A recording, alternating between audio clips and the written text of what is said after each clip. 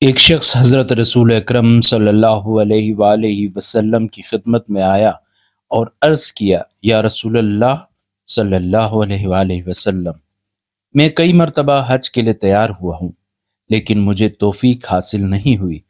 اس پر آپ نے فرمایا، تو نماز جمعہ پڑھا کر، کیونکہ مساکین کا حج یہی ہے۔ یہ اس بات کی طرف اشارہ ہے کہ حج کے عظیم اسلامی اجتماع کے بہت سے برکات نماز جمعہ کے اجتماع میں موجود ہوتے ہیں۔